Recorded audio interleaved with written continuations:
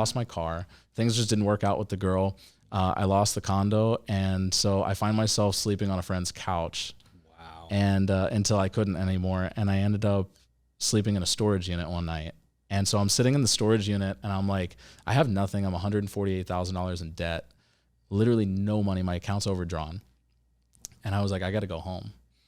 And so I called my parents. Yeah. And I was like, I have to come home. Like, I explained the situation. I'm in tears. I'm crying. I'm on like this bench. I go on this little bench on the river. And so I'm just sitting there. I'm crying. I call my parents. I'm like, I got to come home. I need to borrow some money so I can get home. I need a rental car.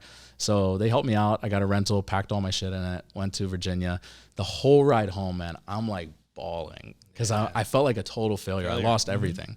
I was like living so grand. You had your dream home, your dream car, your dream woman, and it was all gone. Yeah, so it was gone, man. It was a pretty devastating experience at the time.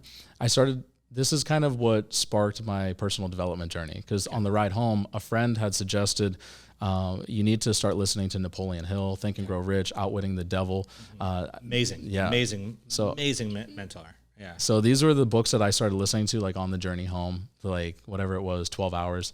I pit stop at a buddy's house in Atlanta. Okay. And so I drop off the car, I go home. I'm just there like reading and just writing in my journal, which I actually found a couple weeks ago. I started reading through it and I'm like, dude, this is crazy what I went through. Wow. And where my mindset was at the time even. And so, yeah, this was where I was. I was like dead broke. I went to an attorney in Virginia and I tried to file bankruptcy to pay off all this debt. And he was like, you can't file bankruptcy because you just moved here. You need 6 months of domicile. Right. I'm like, are you kidding me? Like, what am I supposed to do? This shit's like $11,000 a month. Yeah. And so I ended up calling the CEO of the mortgage company that I had been working for in Miami. Okay. His home office was in Maryland, in Glen Burnie, which is outside of Baltimore. I'm like, dude, I need a job. I've got nothing. Like, this is my situation. He was like, I thought he was going to tell me to go kick rocks. Yeah.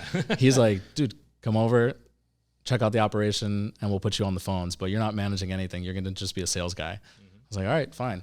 I need whatever I can get. And so, like, the thing is, beggars can't be choosers. Dude, I trained all these 15 people that worked for us. So I know how to do this. Right. This is my thing. Like, I could sell anybody with this specific product on this specific way. Mm-hmm. It was just I'm an expert at this. So I knew that this is what I had to do to pay off the debt. Mm-hmm. And so I ended up I went on Craigslist. I rented an apartment for $500 a month. Mm-hmm. It was a little room in a guy's apartment in a basement. Big difference from the Icon. Yeah.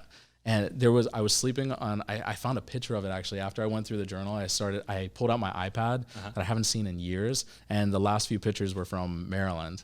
Okay. And I had a picture of the room that I was sleeping in. Wow. It was crazy because in the picture, there's like this little thin mat, like a futon mat that I was sleeping on the floor. I didn't have a dresser because I couldn't afford one. So all my clothes are piled out by shirts, underwear, like pants, everything on the floor. And then I have my Bible on the side and my notebook. And this was like how I lived in this time period. Wow. And so, there was no service in the place. So I would wake up in the morning. I would go straight to the gym. I worked out for 2 hours or so. I went to the office. I worked 15, 16, 20 hours, whatever it took that day. Mm-hmm. I would go home. On the way there, I would download a podcast or download an audiobook or something because I had no service in the apartment. And I would listen to it before bed or as I was cooking dinner or whatever. Right. I would go to sleep. Do the same thing over and over again. That was your routine. That was my routine. And I was so set on my goal of getting back to Miami and leaving this place. I didn't make friends. I made 2 friends the entire time I was there just because I met them at the gym. Okay. But I didn't go out. I went to one dinner one time with those 2 friends. Mm-hmm. But it was like I was so set on getting back to Miami. You had a mission. Yeah, that was it. My mission was to get back to Miami. Okay. Pay off the debt, get back to Miami. That's when I got into like Dave Ramsey. Mm-hmm. Started listing out my debts from smallest to largest, did the whole snowball thing. Yep. I would start paying off the small debts. When I got a big check, I would pay off a big one. Mm-hmm. And before I knew it, like about 6 months had passed and I had paid off all the debt. Wow. And so the next couple of months, the thing was I had made like this commitment, an agreement with the owner of the company that as soon as I paid off the debt, we put a date on it. In January, I was going to go back to Miami and start another branch. January comes, I've got some savings. Uh-huh. I had this conversation. He's like, I don't want a branch in Miami. Like, that's done. I'm like, are you kidding me? We had a conversation. Yeah, we had a whole agreement about this. And he was like, I'm not doing it. You can either stay here or you can go, but we're not doing anything in Miami. We really want you here. Wow. And so I'm like, dude, I'm not staying here. No, I will not be. Yeah. At the end of the day, you were in love with the city life. Yeah. You enjoyed the lifestyle in Miami, Yeah. what it all had to offer. You just had to figure a way to get back. That was it. So I ended up getting a job with this guy from New York. I flew to New York to interview with someone that my friend knew from Miami, some big hot shot in the mortgage industry. He'd been in the game for like 30 years. And so he was like, yeah, we're expanding into Miami and I need people on my team. Okay. It wasn't until like a year later I found out this guy was like barred from the industry, so he didn't have a license. So he was making connections and writing. I was writing the business, me and like a handful of other people, right?